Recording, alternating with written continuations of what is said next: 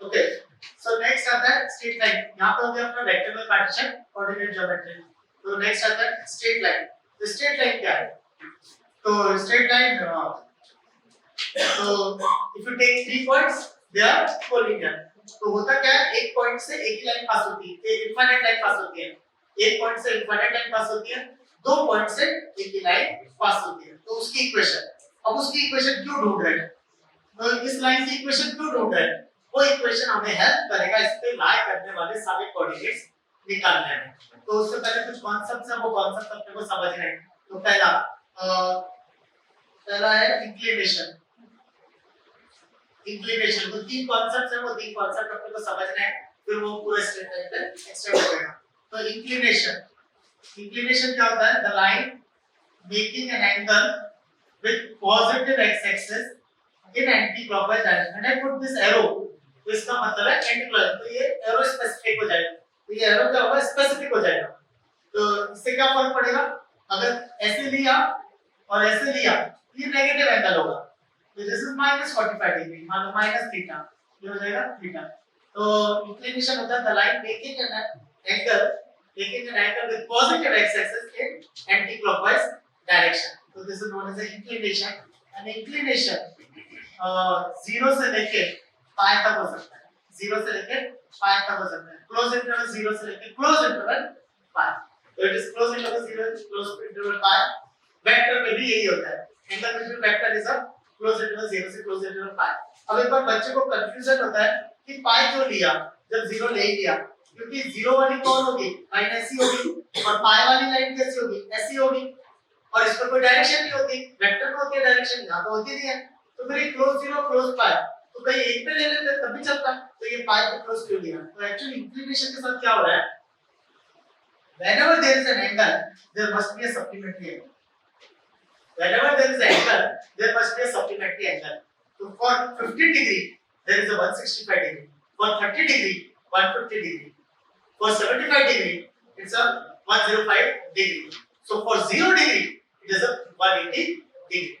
So for every inclination there must be a supplementary inclination. इसलिए ये closed interval pi है. Next, if line is horizontal, the inclination is 0. If line is perpendicular, inclination is 90 degree. Next, there is a difference between the angle and inclination. तो lines के बीच का जो angle होता है वो हमेशा एक्यूट होता है, और इंक्लिनेशन ऑब्ट्यूज हो सकता है। इंक्लिनेशन 0 से पाई तक होता है, तो इंक्लिनेशन कैन बी ऑब्ट्यूज, पर angle between line is always acute. तो सपोज ये 120 डिग्री दे रखा है, तो एंगल बिटवीन लाइन आंसर करेंगे 60 डिग्री।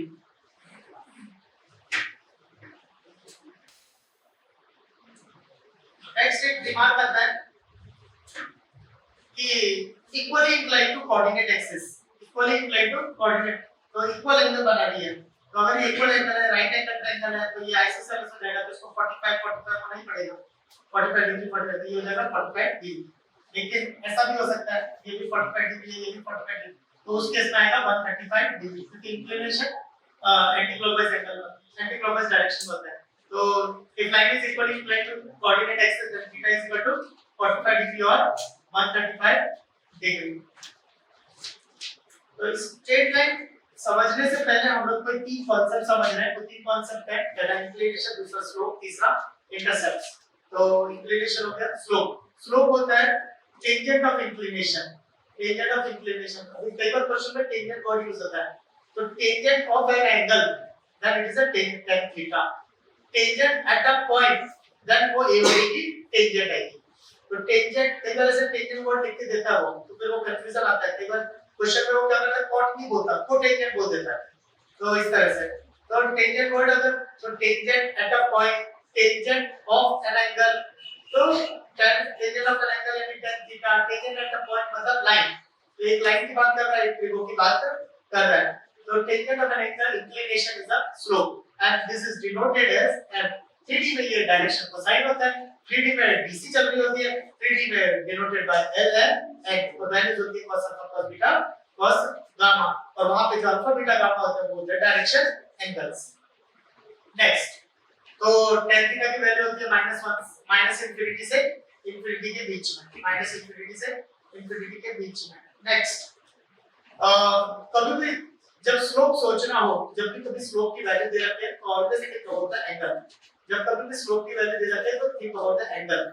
जैसे slope 0, line is horizontal, slope is 1 at an angle 45 degree, slope is root 3 at an angle 60 degree, slope is negative obtuse angle। तो कभी भी जब स्लोप की वैल्यू दे रखी है तो वैल्यू से एंगल डिकोड कर देगा। तो slope is positive acute angle, slope is negative obtuse angle. Next, अगर दो पॉइंट्स दे रखे हैं तो स्लोप क्या होगा? अच्छा, तो दो पॉइंट का स्लोप क्यों पूछा इसमें? क्योंकि एक पॉइंट से इनफाइनाइट लाइन पास होती है पर दो पॉइंट से एक ही लाइन पास होगी। तो ये दो पॉइंट से जो लाइन पास होगी वो एक ही है, और एक ही है तो एक्स एक्सिस के साथ कोई ना कोई इंक्लिनेशन बनाएगी। तो इंक्लिनेशन बनाएगी तो उसका tan थीटा होगा, tan थीटा होगा तो उसका स्लोप आएगा ही आएगा। तो ये दो पॉइंट दे रखे हैं, मान लो x1, y1 और दूसरा पॉइंट दे रखा है x2, y2। तो इंक्लिनेशन थीटा और स्लोप है tan थीटा। तो tan थीटा कितना होगा? परपेंडिकुलर अपॉन ये थीटा होगा, तो perpendicular upon base, perpendicular y coordinate का डिफरेंस, बेस x कोऑर्डिनेट का डिफरेंस। तो tan theta y2 y1 upon x2 x1। अच्छा, अब इसमें कंफ्यूज मत हो जाना। tan थीटा जो होती है वो परपेंडिकुलर अपॉन बेस होती है, परपेंडिकुलर बेस जो होती है वो लेंथ होती है, length must be positive, length must be positive. ऐसा नहीं है, ये सेल्फ एडजस्ट है, क्योंकि slope can be negative, slope can be negative, क्योंकि ऑब्वियस एंगल होगा तो उस समय tan थीटा नेगेटिव होगी, तो वो भी इससे निकलना चाहिए। तो ये सेल्फ एडजस्ट है, y2 y1 upon x2 x1। Okay, line अगर हॉरिजॉन्टल है तो स्लोप इज 0, लाइन अगर परपेंडिकुलर तो slope is infinity, slope is infinity. अब वो क्या है? स्लोप इंफिनिटी हो सकता है। तो फिर एक और डाउट आता है, कोई वैल्यू इंफिनिटी कैसे हो सकती है? पूरी कैलकुलस और बाकी चैप्टर में यही पढ़ते आए कि नेवर अचीव्स इंफिनिटी, तो यहाँ स्लोप इंफिनिटी कैसे आया? तो क्या हो रहा है, स्लोप इंफिनिटी एक्चुअली बताती है लाइन परपेंडिकुलर है, और लाइन परपेंडिकुलर का मतलब है tan 90 डिग्री, पर tan तो 90 डिग्री लेता नहीं है, tan का तो π/2 डोमेन में होती नहीं है, तो फिर ये कैसे ले रहा है? तो वो क्या रहा है, उधर ट्रिगो में tan 90 डिग्री नहीं लेता है, कैलकुलस में tan ट्रिग्नोमेट्रिक फंक्शन 90 डिग्री नहीं लेता है, because of the definition of the function. क्योंकि फंक्शन बोलती है वही इनपुट आएंगे जिसपे मीनिंगफुल है, वही इनपुट आएगा जिसपे डिनोमिनेटर 0 नहीं है। लेकिन यहाँ इंक्लिनेशन 90 डिग्री हो सकता है because of the 2D coordinate geometry. तो line can be perpendicular to the x axis, पर line perpendicular to the x axis according to calculus this is not a function, इसलिए वो नहीं आ रहा। पर अकॉर्डिंग टू कोऑर्डिनेट ज्योमेट्री ये तो possible है, तो theta equal to 90 degree possible है। तो हम इसको कैसे ट्रीट करेंगे? हम बोल स्लोप इंफिनिटी रहेंगे, लेकिन इनडायरेक्ट वे में थीटा आ गई 90 डिग्री। मतलब ये नहीं बोलेंगे slope is equal to infinity, हम बोलेंगे slope is tending to infinity where theta equal to 90। तो स्लोप जब मैं इंफिनिटी बोल रहा हूँ तो मैं बोल रहा हूँ कि line is perpendicular to x axis और parallel to y axis. Next, अगर line equally inclined to coordinate axis है तो थीटा कितना होता है 45 डिग्री और 135 डिग्री, तो स्लोप कितना हो जाएगा प्लस माइनस 1, तो स्लोप हो जाएगा प्लस माइनस 1। नेक्स्ट एक कांसेप्ट और है इंटरसेप्ट्स। इंटरसेप्ट जो होता है वो distance along the axis with sign होता है। डिस्टेंस वर्ड बोला ऑलवेज पॉजिटिव, लेंथ वर्ड बोला ऑलवेज पॉजिटिव, बट इंटरसेप्ट है तो इंटरसेप्ट डिस्टेंस विद साइन होता है। तो सिमिलरली जैसे प्रोजेक्शन, तो प्रोजेक्शन विद साइन आता है, तो intercept distance along the axis with sign. तो फॉर एग्जांपल ये कोई लाइन है, ये x एक्सिस पे कट कर रही है तो ये कहलाएगा x इंटरसेप्ट, ये कट कर रही है तो ये कहलाएगा y इंटरसेप्ट। x एक्सिस पे कट कर रही है तो x इंटरसेप्ट, y एक्सिस पे कट कर रही है तो y इंटरसेप्ट। इस केस में x इंटरसेप्ट पॉजिटिव है, y इंटरसेप्ट पॉजिटिव है। इस केस में x इंटरसेप्ट पॉजिटिव है, y इंटरसेप्ट नेगेटिव है। इस केस में x इंटरसेप्ट नेगेटिव है, y इंटरसेप्ट पॉजिटिव है, और इस केस में y इंटरसेप्ट पॉजिटिव और x इंटरसेप्ट नेगेटिव है। तो distance along the axis with sign. Next, intercept may be positive, negative और 0।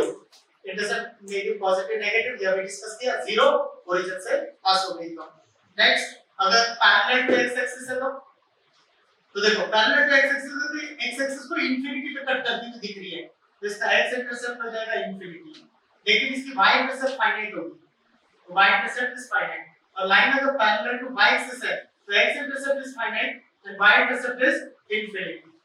Next है equal intercepts.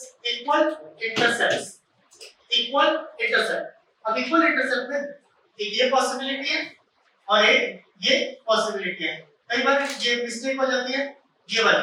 तो देखो वर्ड बोला है equal intercepts, non zero equal intercepts. Non zero word क्यों बोला? ओरिजिन से पास नहीं होती. नॉन जीरो वर्ड क्यों बोला? क्योंकि ओरिजिन से पास नहीं होती. इक्वल इंटरसेप्ट, तो ये इक्वल इंटरसेप्ट होगा, ये इक्वल इंटरसेप्ट होगा, पर ये नहीं होगा, ये हो भी नहीं सकता. x इंटरसेप्ट नेगेटिव है, y इंटरसेप्ट पॉजिटिव है और negative can not be equal to positive. तो आएगा ठीक, तो ये आएगी पॉसिबल. और ये है 135 डिग्री और ये है 135 डिग्री. तो equal intercept theta equal to 135 degree, slope is -1. थोड़ा सा और मॉडिफाई करना है.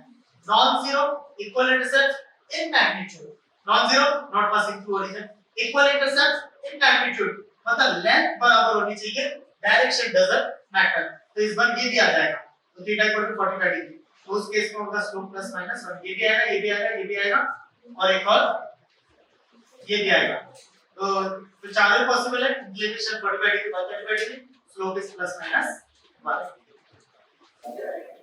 नेक्स्ट है वेरियस फॉर्म ऑफ लाइन. तो linear equation in two variables. Two variable मतलब x and y. Linear equation मतलब x की पावर 1 और y की पावर 1. तो linear equation in two variable ax + by + c = 0. तो this is the equation of line. मतलब ये कैसे पता चला? तो इसमें एक x रखो, y मिलेगा, x रखो, y मिलेगा. तो होगा क्या? x रखेंगे y मिलेगा, x रखेंगे y मिलेगा, x रखेंगे y. ये ऑर्डर पेयर बनेंगे. तो order pair is a point. और जब इन पॉइंट्स को लोकेट करेंगे, कंटीन्यूअसली एक ऐसी लाइन दिखाई देगी. Converse is also true. इसमें लाई करने वाला हर पॉइंट इस इक्वेशन को सेटिस्फाई कर रहा होगा. इसमें लाई करने वाला हर पॉइंट इसमें सेटिस्फाई कर रहा होगा. लेकिन इसके अलावा जितने भी पॉइंट होंगे वो इसको सेटिस्फाई नहीं करेंगे. मतलब जब भी मैं कोई पॉइंट x को मैं यहां रखूंगा, ये 0 = 0 आ जाएगा. लेकिन इस लाइन के अलावा जो भी पॉइंट होंगे और उसको जब मैं यहां रखूंगा तो ये नॉन जीरो = 0 आएगा. और ये जो नॉन जीरो होगी या तो ये पॉजिटिव होगी या नेगेटिव होगी. तो एक तरफ का रीजन पॉजिटिव दे रहा होगा और एक तरफ का रीजन नेगेटिव वैल्यूज दे रहा होगा. ये अपन समझेंगे position of point with respect to line. और थोड़ा डिटेल में एक लाइन जो जानी जाती है वो किसी ना किसी पॉइंट से पास होती है और उसका पॉइंट स्लोप होता है. वो किसी पॉइंट से पास होती है और उसका पॉइंट स्लोप होता है. धीरे-धीरे अपने को पता चलेगा कि स्लोप को डिनोट करती है और ये बताता है कि लाइन ओरिजिन से पास होती थी नहीं होती. x और y के जो कोएफिशिएंट होते हैं वो स्लोप के बारे में बताते हैं और जो कांस्टेंट नाम होता है वो ये बताता है कि ओरिजिन से पास होती है कि नॉट पासिंग थ्रू ओरिजिन होगी. नेक्स्ट और एक और आइडिया ले सकते हैं. दो वेरिएबल और एक इक्वेशन. दो वेरिएबल एक equation will give you the infinite solutions. दो वेरिएबल एक equation will give you the infinite solution. और ये infinite solution ये infinite order pair है, ये infinite points है जो इसमें लाई करते हुए दिख रहे हैं. नेक्स्ट तो लाइन की इक्वेशन निकालते कैसे? तो वेरियस फॉर्म है. वेरियस फॉर्म क्यों है? क्योंकि it depends on the information. तो हर बार जब भी लाइन की इक्वेशन निकालनी है तो वो कुछ इंफॉर्मेशन देगा और उस इंफॉर्मेशन से इक्वेशन निकलेगी. अब वो इंफॉर्मेशन क्या देता है उस पे डिपेंड करता है. अगर पॉइंट और स्लोप दिया तो पॉइंट स्लोप फॉर्म, दो पॉइंट दिए टू पॉइंट फॉर्म, स्लोप और इंटरसेप्ट दिया तो slope intercept form, perpendicular distance और एंगल दिया तो नॉर्मल फॉर्म, अगर थीटा दिया और एक पॉइंट दिया तो पैरामेट्रिक फॉर्म. तो या एक्स इंटरसेप्ट वाई इंटरसेप्ट दिया तो double intercept form. It depends on the question, it depends on the information किससे क्या इंफॉर्मेशन दी है और उसके अकॉर्डिंग लाइन की इक्वेशन है. नेक्स्ट तो लीनियर इक्वेशन में two variable ax + by + c = 0 and this is known as the zeroth form. Zeroth form का मतलब होता है all terms are on the left hand side and zero is on the right hand side. Next मुझे कभी भी line की equation निकालने का हमेशा दो इंफॉर्मेशन चाहिए. तो एक हो गया जैसे point slope form. Point slope form इसमें क्या होता है, पॉइंट दिया रहता है x1, y1 और उसका स्लोप दिया होता है. whenever we talk about the slope always think about the angle. तो slope is positive, so slope is positive यानी acute angle. slope is 0 horizontal line, slope is infinity vertical line, slope is negative obtuse angle. Next तो मुझे line की equation निकालनी है। पर equation तो it is a collection of infinite point, तो again it is a locus, तो x y, तो it is a locus, locus is equation, तो इक्वेशन कैसे निकलेगी, condition, condition the point is varied in such a way that मैं point कहीं पे भी ले लूं स्लोप हमेशा n ही रहेगा। अच्छा, एक लाइन का एक ही स्लोप होता है, एक लाइन का एक ही स्लोप होता है, तो पॉइंट कहीं पे भी लिया ये स्लोप हमेशा n ही आएगा। और स्लोप क्या होता है, y2 y1 upon x2 x1, इसको तभी से लिख लिया y y1 n into x x1, तो इसको बोलते हैं पॉइंट स्लोप। तो हमेशा इसको ऐसे ध्यान में रखो, कभी भी लाइन की इक्वेशन निकालनी है दो चीजें चाहिए, पॉइंट और स्लोप। कभी भी लाइन की इक्वेशन निकालनी है दो चीजें चाहिए, पॉइंट और स्लोप। तो y y1 slope into x x1, y y1 slope into x x1, हमेशा दो चीजें चाहिए। नेक्स्ट 2.4, तो 2.4 ठीक है, x1 y1, दूसरा है x2 y2, तो बताओ लाइन की इक्वेशन क्या होगी, हमेशा दो चीज चाहिए, पॉइंट एंड स्लोप। तो y y1 slope into x x1, और दो पॉइंट से पास होने वाली लाइन का slope y2 y1 upon x2 x1। इसमें और उसमें फर्क क्या है, इंफॉर्मेशन का फर्क है, ये भी वही है और वो इक्वेशन भी वही थी। मतलब इस इक्वेशन से मैं जो ये लाइन पे पॉइंट्स निकालूंगा और उस इक्वेशन से लाइन पे पॉइंट निकालूंगा, सेम ही आएगा, क्योंकि दोनों एक ही लाइन को रिप्रेजेंट कर रहे हैं, बस ये शक्ल अलग-अलग है। फॉर एग्जांपल जैसे मैं 2 को 2 नहीं लिख रहा, log 100 लिख दिया, 2 को मैं √4 लिख दिया, तो 2 को मैंने e⁻ln2 लिख दिया, एक ही चीज है, ये सब 2 है, ये सब 2 है, बस उसको अलग-अलग शक्ल में लिखा है। यहाँ पर भी वही हो रहा है, लाइन की इक्वेशन अलग-अलग दिख रही है लेकिन वो लाइन एक ही रिप्रेजेंट हो रही है, डिपेंड करता है इंफॉर्मेशन क्या दी है। नेक्स्ट है स्लोप इंटरसेप्ट फॉर्म, इसमें y इंटरसेप्ट दिया है c और स्लोप दिया है m, तो लाइन की इक्वेशन होती है y mx c, y mx c। Next ये हमें हेल्प करती है लाइन को प्लॉट करने में, ये हमें हेल्प करती है लाइन को प्लॉट करने में। जैसे फॉर एग्जांपल 2x 3y 6 है, 2x 3y 6 है, ये मेरे को हेल्प करती है y mx c लाइन को प्लॉट करने में। कैसे हेल्प करती है, y का कोएफिशिएंट 1 होना चाहिए, x का जो कोएफिशिएंट होगा वो स्लोप होगा और यहाँ जो बचा होगा वो y इंटरसेप्ट होगा। नेक्स्ट ये मुझे बताएगी कि एंगल क्या है और ये मुझे बताएगा कि y एक्सिस को कहां कट करना है, ये मुझे बताएगा y एक्सिस को कहां कट करना है। तो जैसे इसमें तो 2x 3y 6 को मेरे को प्लॉट करना है, एक बिल्कुल इजी तरीका, बहुत इजी तरीका क्या होगा, जो बहुत इजी तरीका, x को 0 रख दो तो y आ जाएगा 2, फिर y को 0 रख दो तो x आ जाएगा 3, तो ये पॉइंट बन गए 0,2, ये पॉइंट बन गया 3,0, 0,2 यहाँ 0,2 यहाँ पे होता है, 3,0 थोड़ा और आगे होगा 3, और दो पॉइंट को जॉइन करने की लाइन बनती है, दो पॉइंट को जॉइन करने की लाइन बनती है। अब इसी चीज को y पर mx c से कैसे प्लॉट करते हैं, y का टर्म एक तरफ रखो, बाकी सारे टर्म एक तरफ, y का टर्म एक तरफ, बाकी सारे टर्म एक तरफ, फिर y का कोएफिशिएंट 1 बना दो, फिर y का कोएफिशिएंट 1 बना दो, ये जो लिखी होगी वो स्लोप है और ये जो लिखी होगी वो इंटरसेप्ट है। And slope is negative, slope is negative यानी obtuse angle, and intercept is positive यानी ऊपर कट करेगी, तो this is the line. Slope is negative obtuse angle और इंटरसेप्ट इज पॉजिटिव यानी y एक्सिस को ऊपर कट करेगी। तो इक्वेशन लिखने के लिए पावरफुल है y y1 slope into x x1, लेकिन तुम ऐसे पकड़ के नहीं बैठ सकते कि इसी से लिखेंगे, depend on the information of the question. तो अगर क्वेश्चन में जो इंफॉर्मेशन दिया उसके अकॉर्डिंग में तुम्हें जाना पड़ेगा। नेक्स्ट, तो इक्वेशन लिखनी है तो y y1 slope into x x1, और प्लॉट करनी है तो y mx c। Next, so y is equal to mx c, तो slope is positive, intercept is positive, तो चार केसेस बनेंगे, slope is positive, intercept is positive, slope is positive, intercept is negative, slope is negative, intercept is positive, and slope is negative, intercept is negative। तो slope positive acute angle, intercept positive ऊपर cut करेगी, this is the line। slope is positive, intercept is negative, negative मतलब नीचे cut करेगी और slope is positive, line ऐसे होगी। slope is negative यानी obtuse angle, obtuse angle, intercept is positive यानी ऊपर कट करेगी, तो this is the line। slope is negative यानी obtuse angle, intercept is negative मतलब नीचे कट करेगी, तो तो दिस इज तो ये हमें हेल्प करती है प्लॉट करने में y equal to mx plus c equation y minus y1 is equal to slope into x minus x। Next है डबल इंटरसेप्ट फॉर्म। इसमें क्या होता है x इंटरसेप्ट और y इंटरसेप्ट देते हैं, तो x इंटरसेप्ट हो जाएगा a, y इंटरसेप्ट हो जाएगा b। तो पॉइंट हो गया a, 0 0, b। तो लाइन की equation y minus y1 is equal to slope into x minus x1 और स्लोप बन जाएगा y2 minus y1 upon x2 minus x1। इसको तभी से लिखेंगे ये x upon a plus y upon b is equal to 1। तो x के नीचे जो लिखा है वो इंटरसेप्ट है, y के नीचे लिखा है वो इंटरसेप्ट है। तो फॉर एग्जांपल अगर 2x 3y 6 है, इसको अगर मुझे प्लॉट करना है तो इधर 1 होना चाहिए, तो 2x 3y upon 6 is equal to 1। लेकिन ये अभी भी x इंटरसेप्ट नहीं है क्योंकि x का कोएफिशिएंट 1 होना चाहिए, तो 2 नीचे आ जाएगा और ये 3 नीचे आ जाएगा, तो ये हो जाएगा 3 और ये हो जाएगा 2। तो x इंटरसेप्ट हो गया 3 और y इंटरसेप्ट हो गया 2। तो अगर मैं लाइन को प्लॉट करूं तो ये 3 यूनिट होगी और ये 2 यूनिट होगी और फिर ये लाइन को जॉइन करेंगे।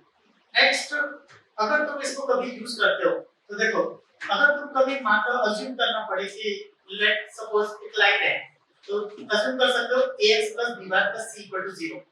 लेकिन अननेसेसरी इसमें कॉम्प्लेक्सिटी बढ़ रही है। कैसे? ax by c 0 मानोगे तो a b c तीन अननोन हैंडल करने पड़ेंगे, तो इसको थोड़ा और मिनिमाइज करते हैं। तो कैसे मिनिमाइज कर सकते हैं? b से डिवाइड कर दो, मान लो तो b से डिवाइड किया, इसको ले लो k1 और इसको ले लो k2, ये और इजी।